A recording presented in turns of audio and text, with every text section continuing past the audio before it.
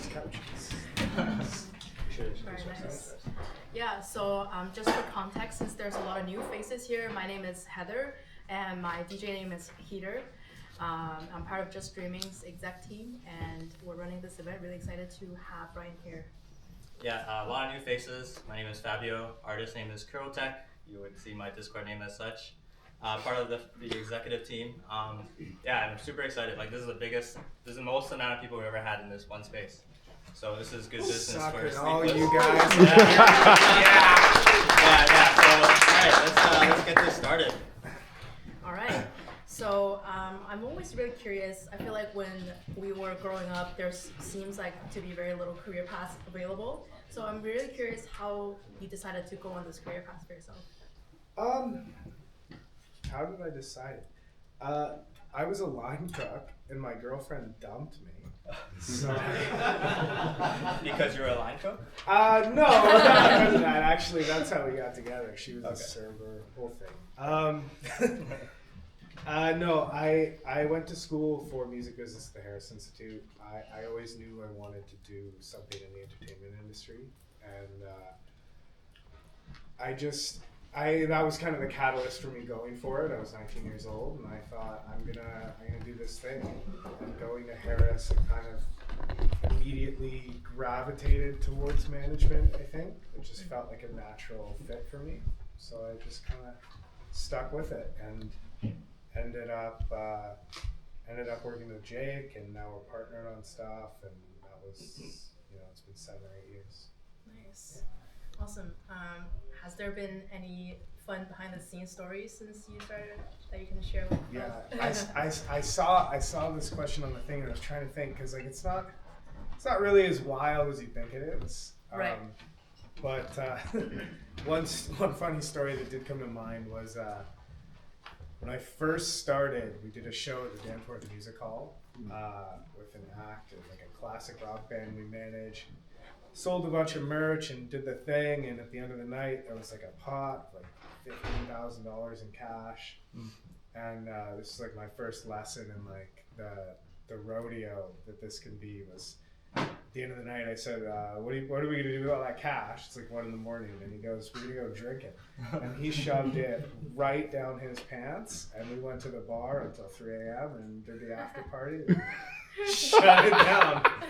And that was kind of my introduction to some of the more lackadaisical things that can happen in this business. Is that when you decided you wanted to do it for the rest of your life? No. How I decided that, this is such a cheesy story, but I was at Digital Dreams when I was like 18 or 19 years old, and I just looked up and I said I want to do that. Nice. So you thought to yourself, I want to manage that person. Yeah, I don't know how I'm gonna do it, but this is the coolest thing ever, and I just want to be around that forever, if I can use it. Have you considered being an artist yourself?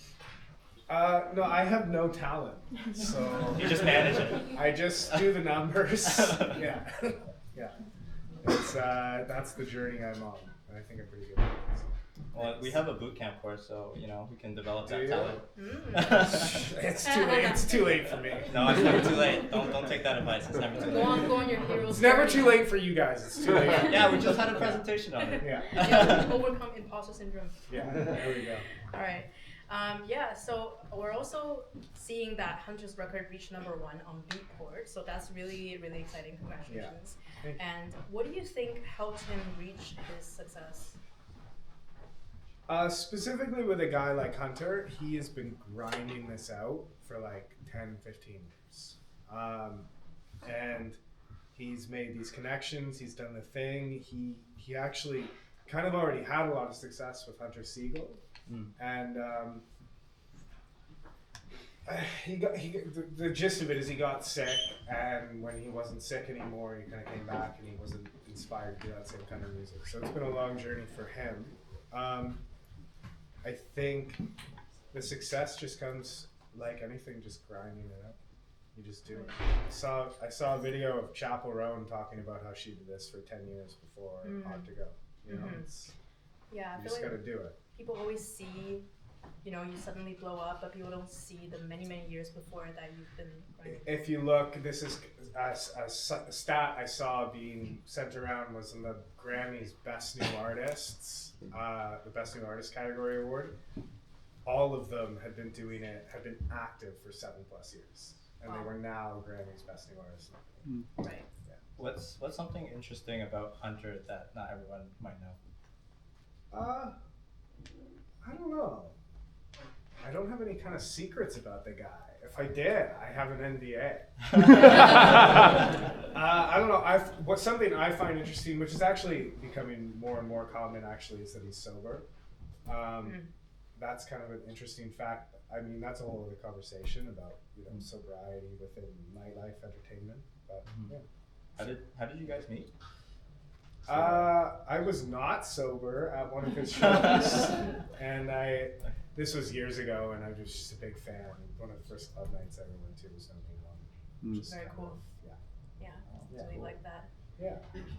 And then you mentioned that this guy really grinds it out, and I'm really curious. Can you give us some examples of what he's working on? Like, how is he talking to people, or what type of things is he working on behind the scenes?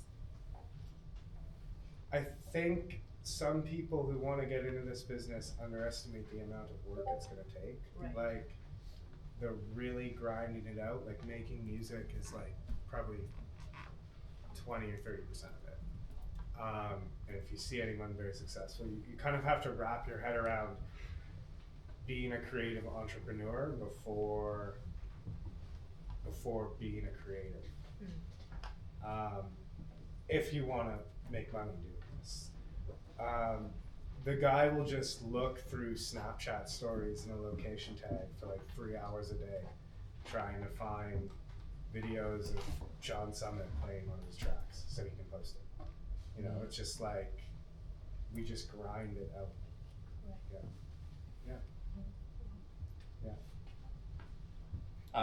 Okay, so I think we want to move on to we can go wherever you want. I'm an open book, except for the stuff under my NDA. You sure you can't tell us? So what you have in front of you here is a bunch of hungry artists. Everyone here wants to make it. Everyone has dreams. They're going through their hero journey, and I think one of the things that they all kind of want to know, at least from your artist talent management perspective, maybe we can start with, what's a common rookie mistake artists are doing when it comes to their branding or marketing that you have seen? Yeah, I saw this question on your thing. I don't know, define branding. What do you mean? What do you think when you say that? How does someone establish themselves as an entity, more than just themselves as a musician?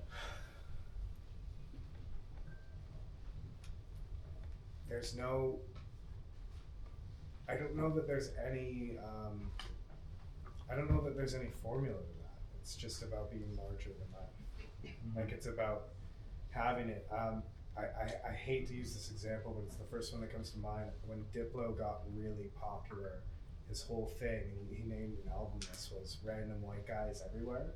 And that was his whole, that ethos of just being everywhere, being larger than life. I don't know, you kind of just either have that or you don't. The branding, I always try to avoid that word. Something my partner Jake told me really early on was, and he's such a pretentious old man, but he said, there's no branding. You can't brand a person. That's crazy. You can have an image. Right. You can do certain things, and of course, if you work with a major label, they're going to do massive branding portfolios on color schemes and put you together with a creative director, and all those things make sense, but at the core of it, it's kind of just you. Right. I think I heard saying something about being your authentic self. That's the brand. It's already there. Right. Yeah, I really like that. You have to kind of stay true to who you are as a person, and then kind of project that. Yeah, you're just magnifying who you are times 1,000,000. Yeah. That's what it is. Right. And I have a follow-up question to that. How can an artist be authentic to themselves, but also kind of have an appeal? Because there seems to always be some type of trend that's happening in the industry. So you want to be authentic to yourself, but also appeal to a broad audience. That seems like sometimes a hard balance. Yeah, those are contradictory things for sure. Yeah. I mean, there's an idea in kind of the construction of social epidemics that every kind of idea that travels has an overstory. And so you kind of have to figure out where you fit into what overstory or make your own overstory. Like an example would be Billie Eilish when she was coming up. The overstory happening within the group of people she was targeting was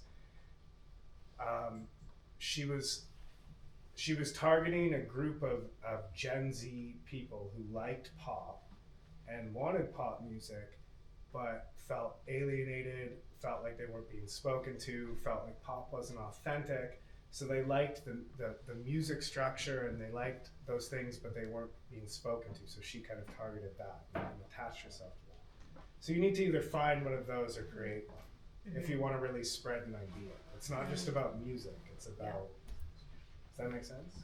Yeah. Sorry if anything I say is kind of like, I'm like a beautiful mind, you know? But yeah, just running for it.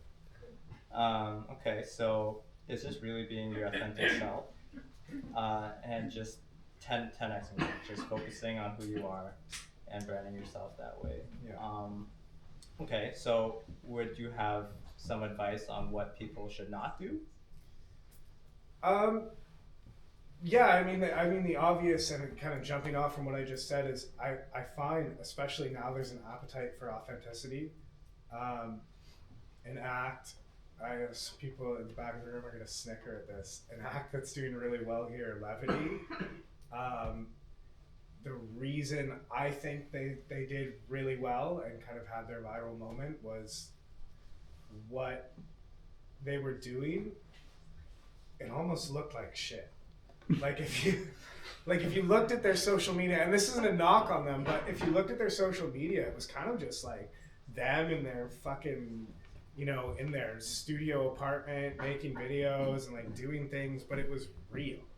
And that's what people liked about it. And then when they had a very real moment at Electric Forest with that video that went viral of them playing, there was a story there.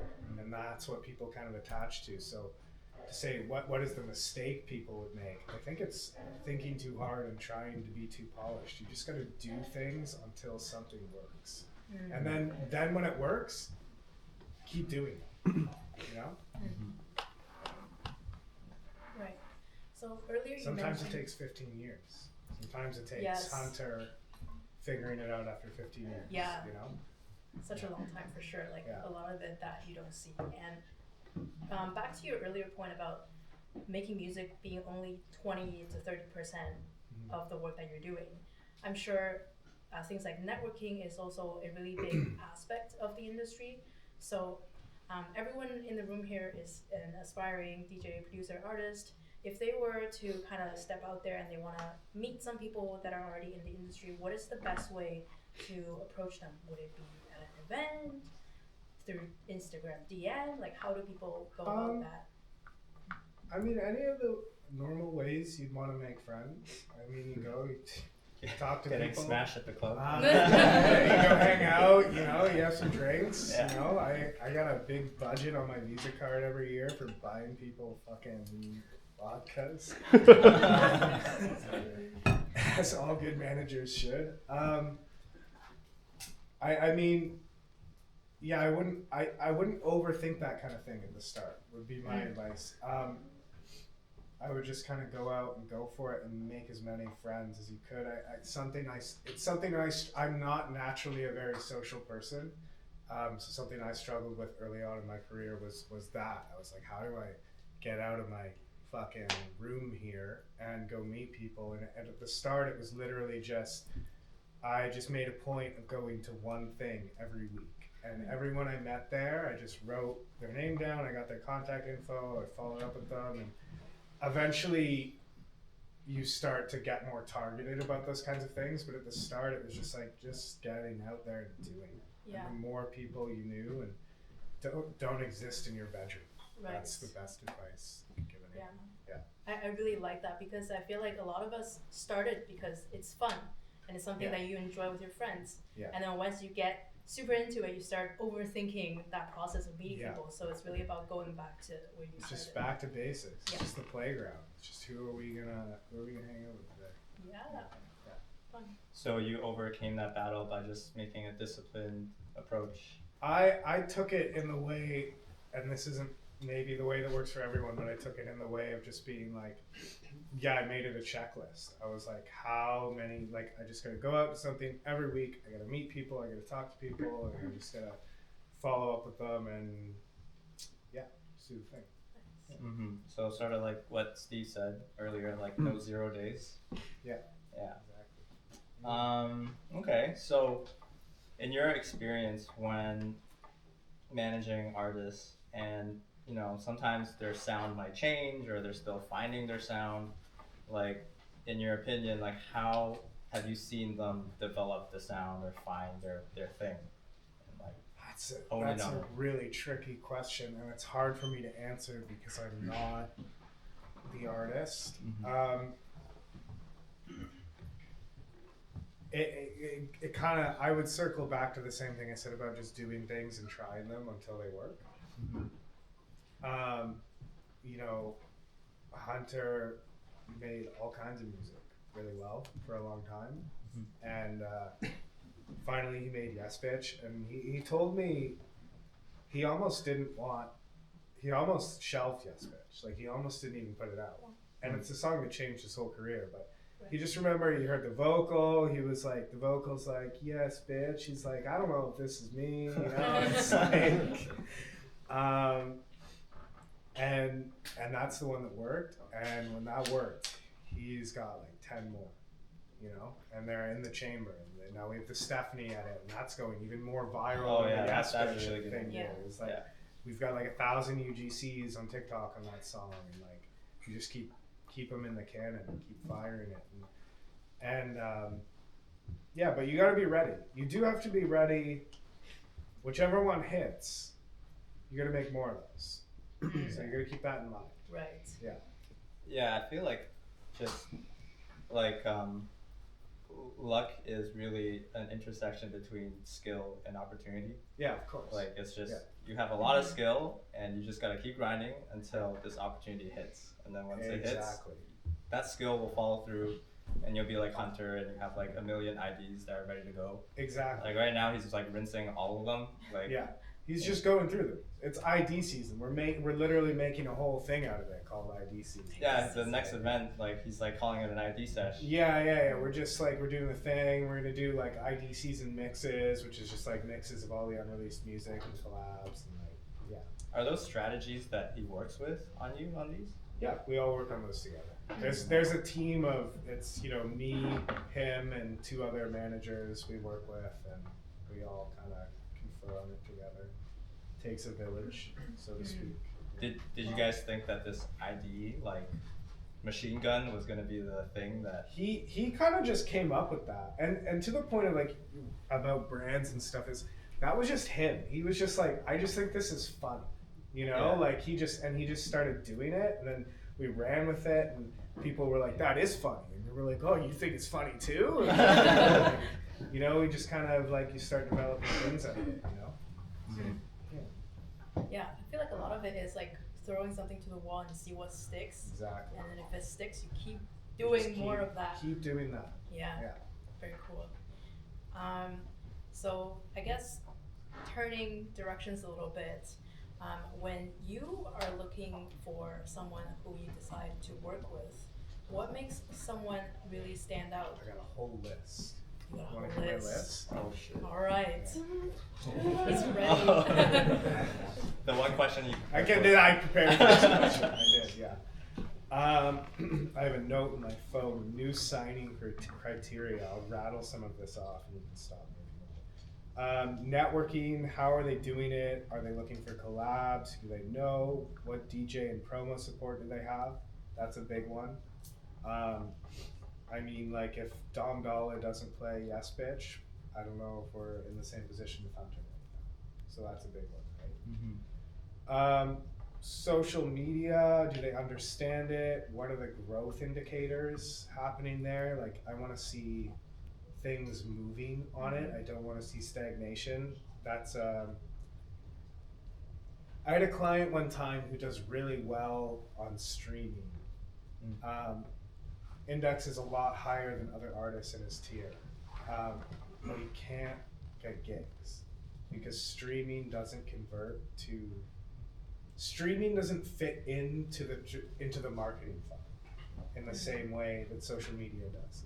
Right now in dance music, people go to shows because they see artists on social media, right? The music is kind of ancillary to that. What's selling tickets, saving up on Spotify by Dom Dalla isn't selling tickets. What's selling tickets is the video with 10 million views of Dom Dalla in Australia playing that fucking Black Betty edit and just cruising with his mustache. Like, that's selling tickets, right? So you want to see those kinds of things. You want to make sure they understand that kind of stuff. Just marketing expertise. I want to know what their artist statement is. Like, do they understand how they're going to roll out everything? Do they understand marketing? Like, do they have a plan for how this thing grows in their own head?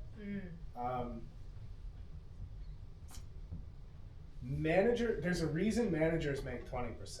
Okay, so like you have to understand the monetary, like you have to understand the economics of this. If an artist makes $1 million, I make $200,000 or whatever my commission is, right? So if I want to make $1 million, I need 4 other artists who are making $1 million. So by way of economics, I can only spend 20% of my time on any given artist, right? So the artist has to be in the driver's seat. You can correct them and you can tell them, go left, go right, your fucking tire's flat. But if they don't have an idea of where they're going and how they're going to get there, you're just going to drive aimlessly. So you want to see that. And it has to be the correct artist statement, which is a whole other tricky conversation. Business acumen, that's a big one. They have a business plan. Take courses on business. Do you know how to do accounting? Like, do you know how to run a business, right? Like, it goes back to what I said. You have to be a creative entrepreneur before you're a creative, right? If you want to do this financially. Do they know their audience? Wow, Like, this list is definitely like it's already a lot deeper than I have thought. You can like, wow. I can send this to you if you want. Yes. Do they know their audience? Remember what I said about overstories? Right. Who's the audience? Like, who is the audience, and what is the overstory that we're speaking to? Do you know what it is? Every single artist you see who's big, you can go back and study this and figure out what it was they spoke to at every level, and it steps up. You can see it with Fred again. It was what's the song? We Miss Dancing or whatever it was. Yeah. Like the overstory. I don't think I have to explain that one. Like, I think it's obvious, right? Like, there was a story there. He spoke to it. Do they listen well? Do they adapt to criticism in your early conversations, or do they take things in the wrong way? Those are some of the things I'd be looking for. And then just like willingness to do the work. Right. Okay. And that's always been the case. I mean, Jake, told me, if anyone's watched the Tragically Hip documentary here, which might not be any new thing, but that band played, and this is not a model that works anymore, but that band played in shitty clubs in all the shittiest towns across every shitty part of this country for like 2 years, building an audience and starting 5 people and then 15 and so on. That's not fun. Like, that's not what they signed up for, playing guitar in the garage with their friends. That's work. Yeah. So you gotta be willing to do that. Yeah. You gotta be willing to scroll through stories on Instagram for 3 hours to find John Summit playing your song. For sure. Yeah. Yeah, I think that was a really good list, and definitely send it over to us. You We'll can take a email screenshot. blast that one out. Yeah. We're gonna email blast that one out for Yeah. sure. There's more on here too. How long is the list? I'm curious. There's like 20 points. Oh wow. Yeah. Mm. Yeah. Yeah, I think one point that really I took home was being a creative entrepreneur before being an artist. Yeah. Because there seems like a lot of other things like marketing, branding, even accounting, like knowing your audience and all Yeah. that stuff is behind being an artist. Yeah. And then kind of on a related note, say I'm a producer and I'm putting out music into the world. It kind of just goes on the streaming platforms and on social media. How do labels discover artists? Are they kind of looking around? How does that happen? I'm not an A&R, Right. so I only hear this piecemeal. Like I don't know their workflows exactly. I know how I find people. They're looking for a lot of the same things I am. They're looking for, but more specifically, they're looking for growth indicators. Okay. So they're going through a lot of statistics, and they're just looking at this is peaking, this is peaking, this is peaking, and they're playing a numbers game, I'm pretty sure, where they're reaching out to as many people who are peaking as possible and starting a conversation. And then that's when they assess from there, like those kinds of things. Look, I mean, they're a business, right? Like they're trying to make money, so there's no trick to it. It's just like they want to sign a song they think it's going to make money. What would be some of the growth indicators that you mentioned? It just social KPI like click-throughs, things like Gotcha. that. Yeah. Streaming, you can look on like chart metric and see different things. Yeah. Okay. How are you finding artists? How am I finding artists? Not right now. Not right now. I learned a lot. A lot of the stuff I just told you is stuff I've kind of learned more recently through working with Hunter and working with some other developing artists I have. How I would find artists is probably just if there's someone in my community who's really outstanding, I would look at them, or I'm just kind of looking at I'd be looking at things like Beatport Top 100. If you're looking for a developing artist, I'd be going through and, looking at all those songs and then looking at like all the collaborative artists on those songs. So like Danny Avila has a song, Hunter's on the song. I go for Hunter. Danny Avila obviously already has a manager. Unless you want to just go try to poach people. That's a whole other ballgame. It's kind of mean. But it happens. It does happen all the time. All the time. Yeah. Okay, so excuse me.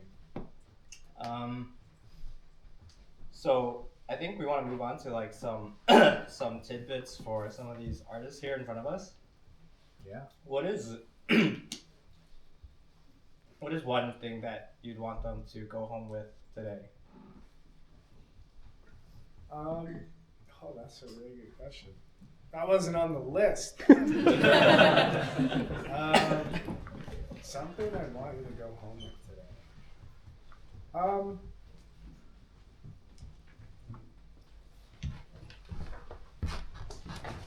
Don't take yourself too seriously. Yeah, just like go out, do the thing. Like I said,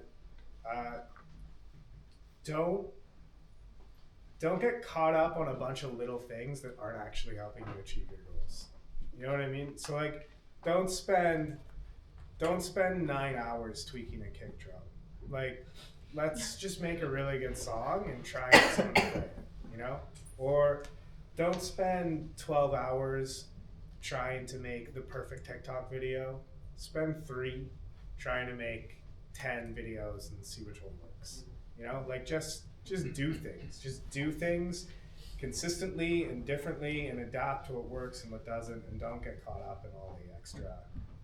Don't be a perfectionist. That's the word I'm looking for. Mm. Yeah. Cool.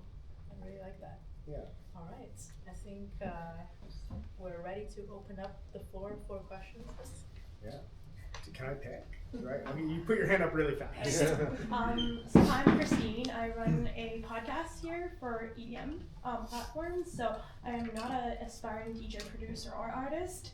I'm more interested in what you have to say about building your network and advocating for your artists, especially because you said you were like more of an introverted person at the beginning, and then you had to put yourself out there and keep going out and socialize. So how were you able to create those resources for yourself and your artists to advocate for them and to promote them and bring them up to bigger stages? Well, first of all, I think artists get themselves to bigger stages in a lot of ways by having the material that gets them there. It certainly helps to know the right promoters and know the right people, and that allows you to take some reaches, which is good. I mean, like I said, you know, starting out, you want to just meet as many people as possible. It is important to get targeted, I think. Like, this is just sales, you know, like to have a list of people you're trying to connect with, like go out, like, you know, what's their dog's name, like talk, like those are just general sales things that I think anyone can learn, but you should learn them. So that would be What would so if you're trying to grow yourself and then your artist, what would the first steps be? Like if you're first managing an artist, a new artist. Let's say like fresh, like parameters here, like fresh artist has a song that's going really well, needs more songs so that we can keep this thing going, keep the pressure on. I would say connecting them with other artists is the huge priority. Like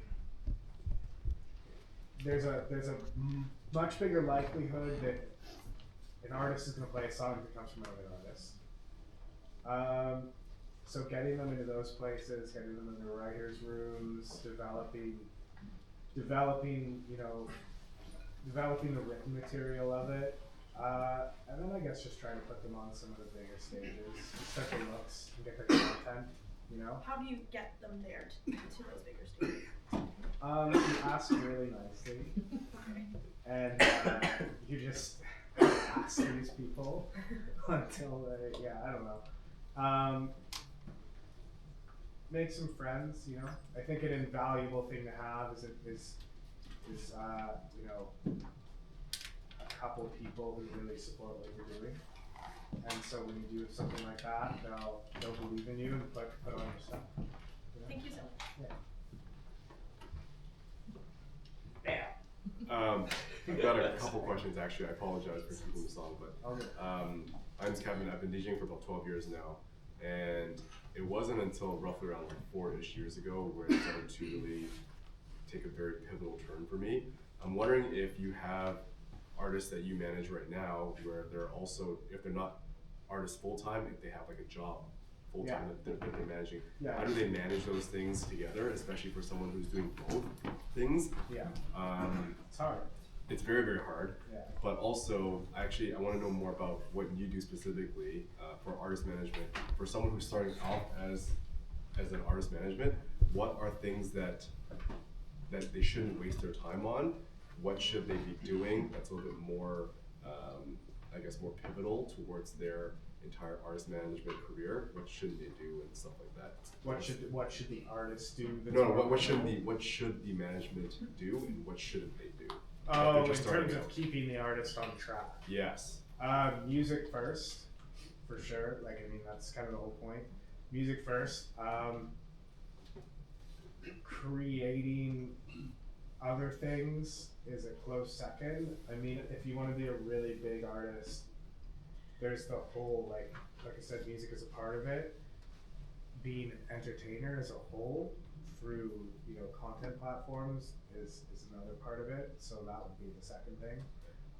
And then the third thing would be just trying to keep them focused on their networking and like what kinds of where they're going, what they're doing, just trying to laser them in on that kind of thing. Okay. Yeah. And then as for your job, Yeah. what would you, what are some things that you've done in the past that really didn't work for you, and that now you know like to do things better for the artist? Negative reinforcement doesn't work well. I'm trying to think of things like lessons I've learned. You can't. Something I used to do. Someone told me early on when I was going to school, and it was such an old school mentality of A&R and acts, was like, they were like, did you turn it up or did you turn it down? Because, you know, that's all you need to know. And that's not true at all. If I had $1 for every artist who was really, really, really talented and I love their music, I wouldn't even fucking manage. So, you know, that would kind of be one of the things I've learned a little bit. Yeah. Does that help answer your question? Yeah, it helps. It definitely helps. Thank you. Hey, how's it going? I had a question about what's your stance on singles versus EPs versus albums in the dance scene? Okay. And at what cadence do you think is like most appropriate? For How hard are you? like sub 100. Like I can tell you right now, like we're doing things like sometimes within 3-week periods. We have it scheduled out. It really depends on. We can do that because if you have something that's really hot and you have 5 really hot labels who all want to sign you, and you can kind of approach things at a different angle for every single, like if it's a different label pitching to Spotify every time, if it's a different label pitching out to their DJ pool every time, that kind of thing, like you're hitting all those angles, you can move really quick. If you're doing everything on your own by yourself, you don't have those machines behind you yet, then like you could do a month, 6 weeks. It's really just assessing the burden you can put on the connection points. So like, how many times can you call the guy you know at Spotify to be like, yo, I got another track, dog. And he's like, you just put one out. Like, you know what? Like, how many times can you do that? And then how many? Like, what is your ability to get people playing those tracks? Like, can you send, if you're buddies with Fisher, like, how many tracks can you send to Fisher before he just doesn't give a fuck anymore? You know, it's like, it could be a lot. It could be 12, and then you do one every month, and Fisher keeps playing them, and you get, you know, or it could be 1. So you gotta, Cool. Thanks. yeah. Hi, my name is Isabel. So my question for you is about labels. Should an artist reach out to labels, and if so, how? How and when should an artist reach out? It depends on your goal. Like, I think as a priority, a developing artist without a label should focus on getting other art. If specifically in electronic music, getting other DJs playing their tracks and making other artists part of their peer group before they even talk about a label, and the label will come to you naturally. And the benefit of that is if the label comes to you naturally, you have a better negotiating position. Yeah. So we talked about it from both artists and artist manager that you, in order to create a brand, produce music, produce a network, we still have to be able to maintain all those relationships we have on top of the already ones that we have, you know, like family, friends, and all that such. Yeah. How do you best maintain contacts with your contacts, despite whether it's relevant or will be relevant or not as relevant, and like how do you pick and choose how to prioritize your time and I don't like know. potential time and such? I'm still figuring that You're still one figuring that out. My girlfriend hates me. So yeah, there's that too. So how is it? I know It's tough. It's just hard. I don't know if I really have like. I mean, I think the most important thing is when you're with people, just be present with those people. Okay. So just be present. Like if you're in this space with the people, just cherish that space. Like with if those you're people. with your like toddler nephew, like maybe don't recognize. You know, even if it's only if you get 30 minutes a week or a month or whatever with someone, I think if you're just present with them truly, that goes a lot farther. But I don't know. I can talk to my therapist and get back to you. Yeah. Waiting for that. Yeah. Yeah. And we'll go to you. What do you think is? Yeah. Oh yeah. What do you think is the subgenre in dance music that has the most growth potential? Dubstep. Hey, no. Bass music in general.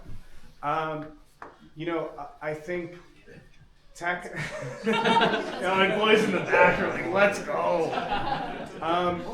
No, that's kind of a complicated answer. I think it has the most potential because it's kind of shrunk right now, and tech house has become this dominating sound. But I think you start to see. I think you're starting to see people who discovered this music, like 19, 20-year-old kids who discovered this music through John Summit after the pandemic, got really into it, and then John Summit starts playing like his gas pedal at it, and then there's like 5 sorority girls are in the crowd are like, oh, yo, I like that. And then, so there's a lot of potential for that to kind of get a little bigger than it is in that sense. Does that make sense? Yeah. Yeah. Thank you. Might be relevant because you guys are going with that whole ID season theme, but with the recent trend of all these unreleased IDs on social media, do you think that's gonna stick around or is it gonna die off? Because I know for me at least, the like Palm of My Hands Odd Mob remix from John Summit, I was like so fired up about it, and then once it finally dropped, I heard it so much on social media. I was like, it doesn't hit even as hard now that it's out or in the club or anything. It goes. That kind of goes back to my point of like, yeah, we had like I've had that problem before where it's like a song goes really viral and then you have way too much lead time to get it out, and by the time it comes out, it's like, oh, is it kind of falling flat? I think it goes back to my point of there's 2 things. One is people buy tickets because they see things on social media, not because they heard it on streaming, and that's really, that fact is really prevalent when you look at like, if you look at the people who headline EDM festivals, like their streaming is like, it's like, can be anywhere from an 1/8 to a quarter of what like big pop acts are doing, but they're the headline, right? And that's just going back to word of mouth, social media, clips, things like that. The other thing is like, I mean, I don't know, with TikTok, like things are new when they're new. You know, like if you just found something, it's still new. So there's always a chance to capture a new audience. Yeah. Yeah. Is there more questions? Sorry. Has anyone been waiting really long and really annoyed that I'm not there? Are we good? Okay. Sorry, 2 questions. So you mentioned earlier when you're looking for an artist to potentially manage this whole 20 months. Yeah. Assuming that the social media is good and they have their audience, they know their audience, the audience knows them, all this stuff. You mentioned the business portion of it. My first question is, like, what does that entail? Is it like they have a merch store already? Are they organizing their own shows? Are they touring? What does that look like? I mean, it can look like any. I mean, if an artist is making $10,000 a year, then like I just want to see that they have a grasp on their accounting. I'd prefer if they knew what taxes were. I don't have to fucking explain to them that they need to file their taxes. You know, I can teach them some of this stuff, and some of it is my job to teach it to them, or some of it is a business manager's job to teach them, which is a whole other thing. But just general business acumen. I mean, like, it goes back to the thing of, like, you know, like a 5-year-old selling lemonade. You know, like there's always that 5-year-old kid who like made a lot of money selling lemonade. You know, you're just kind of just looking for that. Just business sense in general, cutting the deal. Okay. And the second question is, from your perspective, how do artists make the most